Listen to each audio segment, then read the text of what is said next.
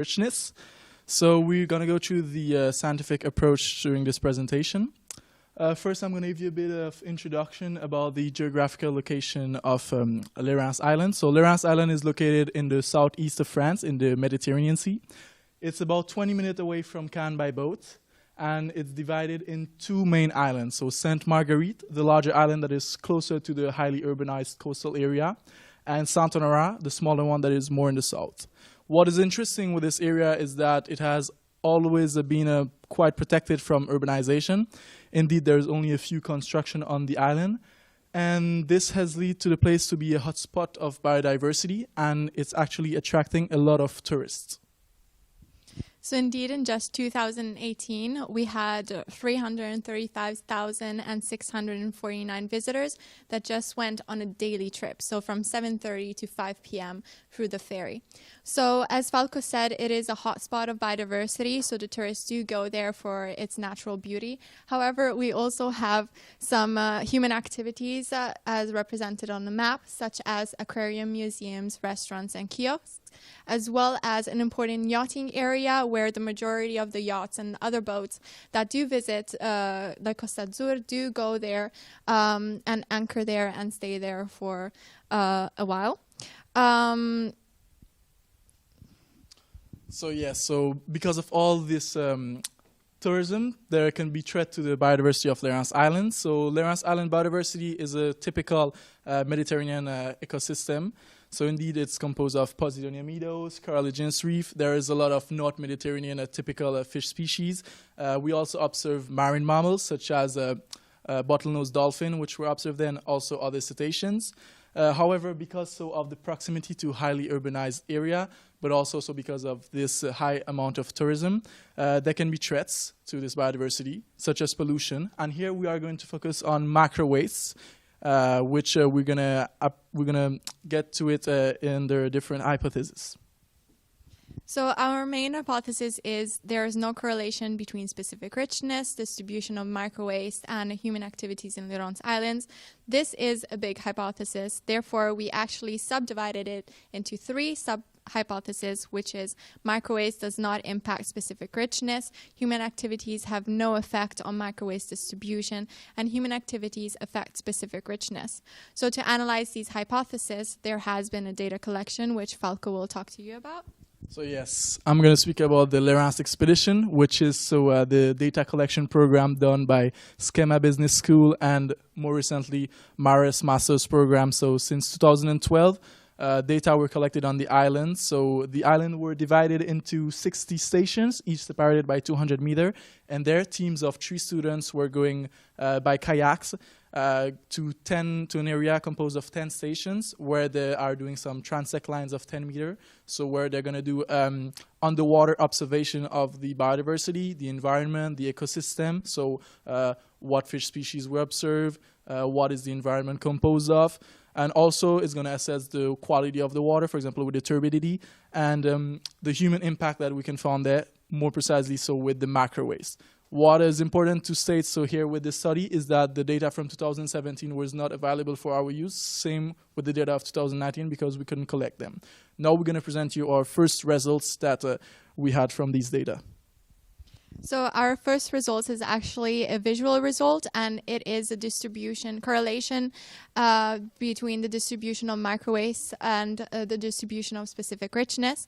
So for example, if you take here in the port area, there is high micro-waste and high intermediate micro-waste distribution. And going over here on the specific richness, there is low and low intermediate specific richness. And this pattern does more or less continue around the coastal areas of Sainte Marguerite and Saint-Honorat. Therefore, just from this image, we can, again, hypothesize, yes, there is a correlation between micro-waste and specific richness.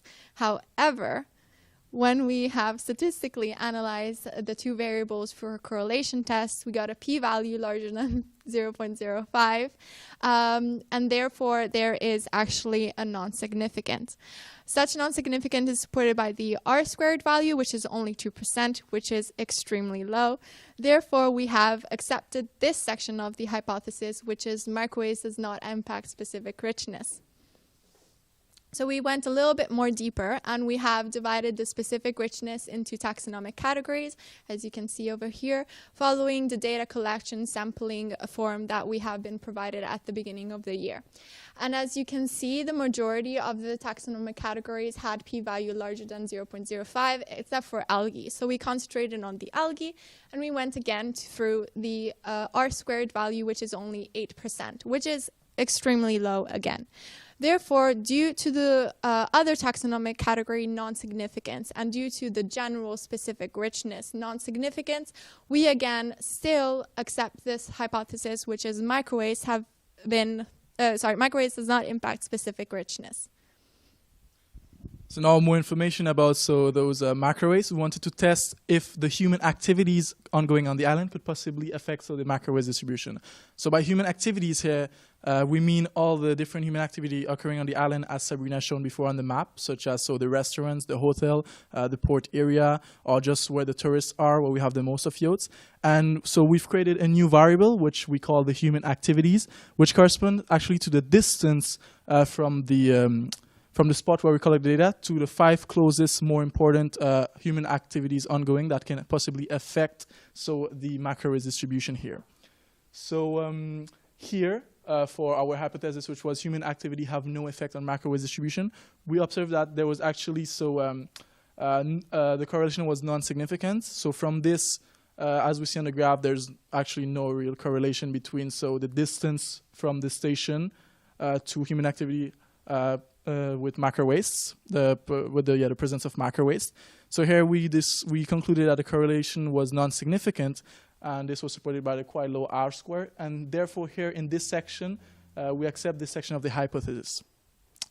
To go deeper into the subject now with human activities, we now wanted to test if those human activities, so I repeat, the presence of hotel, the different the different tourist areas of the island, where we have the port area. So if this presence of human activity around a station could actually affect the specific richness observed in these stations.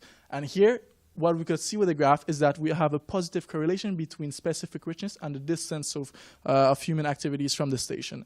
Indeed, the further human activities are from the station, the higher is the specific richness. And this was supported by our correlation test, which shown a p-value below 5%. And however, it's still good to notice here that only 8% of our data are actually supporting this hypothesis and this correlation. So therefore, we still accept the section of the hypothesis stating that human activities actually affect specific richness. And now we're going to discuss a bit our results to understand better what we found. So for the first two hypotheses, microwaste does not impact specific richness and human activities have no effect on microwaste distribution. We have focused on the fact that Lérins Islands are actually part of Natura 2000. And although it's not a full ongoing mode, there are a number of restrictions concerning human activities. As, for example, you can see in this image over here. In specific areas of Lérins Islands, there are limitations to marine sports such as jet skiing, as well as diving, and there are limitations into anchoring of the boats. Furthermore, there are large marine companies such as Natura Dive and beach cleaning through volunteering that actually preserve the biodiversity and take out, let's say, what the tourists leave behind. So therefore, although there are a large number of tourists, there is a preservation for the biodiversity that Lérins Islands have to offer.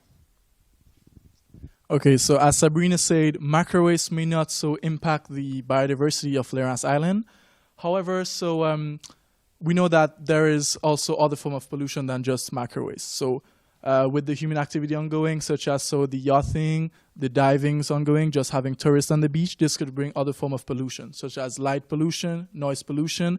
Because of the hotels, because of the restaurants, there can also be chemical pollution. It's good to know as well that on the island there are monks, and the monks actually doesn't have no water treatment plant, so this can probably be a source of chemical pollution that may have an effect on the specific richness. So all of this compose the human activities, so factor that could possibly impact the specific richness on the island. There is also microplastic pollution that here we don't assess, because in the Mediterranean, as we know, there is a lot of microplastic which can harm actually the biodiversity of Lérins Island. So it will be good in the future to actually find a way to assess during those Lérins expeditions the way human might disturb the biodiversity there through these different forms of pollution. Now we will go through a bit of limitations that our study is facing. So indeed, there are some limitations with data collection, as for example, the data collectors. As Falco was saying, the collectors are the students from Schema and Mares, and there are no experts in Lérins biodiversity. So maybe there might have been a creation of a bias, as like a student might have mistaken one species for another. Whether, as we've seen this year, it was really hard to collect data due to the weather conditions, as it was not possible to actually see the seafloor due to turbidity. And seasons, if I'm not mistaken, I think that it was last year that they had to go in November instead of September. And this is a limitation for our study in particular, because the tourists are mainly in September and not in November. And there might have been a cleaning and other weather factors such as currents between September and November, and as well as number of samplings. So each student went to their section and did a sampling of the 10-meter transect only once. So that means that, again, there could be a creation of a bias. So maybe, again, the data collector have made a mistake in one species for another and didn't go back and reevaluate what they saw.